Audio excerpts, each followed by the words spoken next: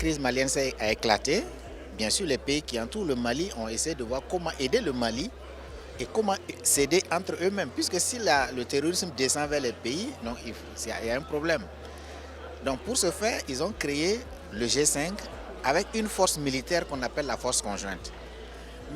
Et chaque pays devait contribuer pour 1000 hommes.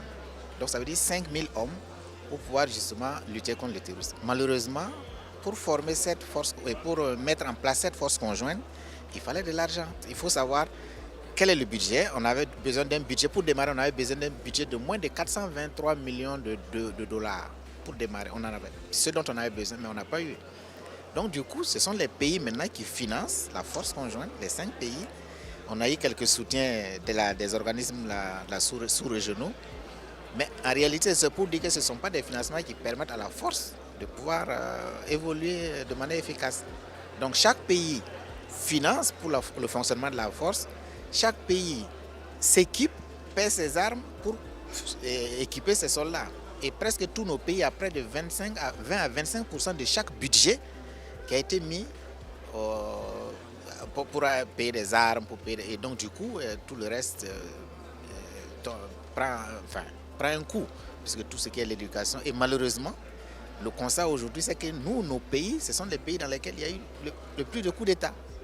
Donc, on a créé le G5 avec la force conjointe pour lutter contre le terrorisme. Nous n'avons pas réussi à vaincre le terrorisme. Pire, nous avons des changements anticonstitutionnels dans nos pays. Le problème de l'instabilité, de l'insécurité en Afrique, c'est avant tout, à mon sens, un problème de leadership, de volonté politique et de bonne gouvernance. Il faut que l'Afrique soit mieux gouvernée. Il faut qu'il y ait des volontés politiques de tous les chefs d'État ou de tout le continent, de l'Union africaine en particulier, parce qu'on parle de l'Union africaine, on dit qu'elle n'est pas efficace. Mais l'Union africaine, ce sont les États africains. Donc il faut qu'il y ait de la volonté politique. Mais il faut aussi améliorer la gouvernance. Ça, c'est très très important.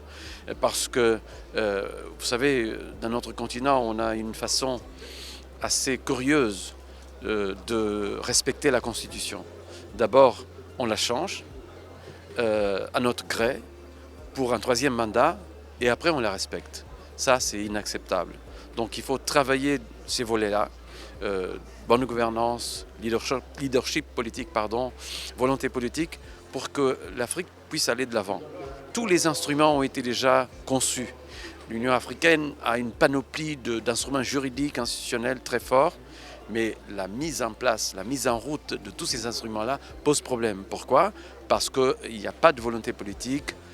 Ils disent qu'il y a un problème de financement. Ce n'est pas un problème de financement, c'est un problème de volonté politique, c'est un problème de leadership, de bonne gouvernance.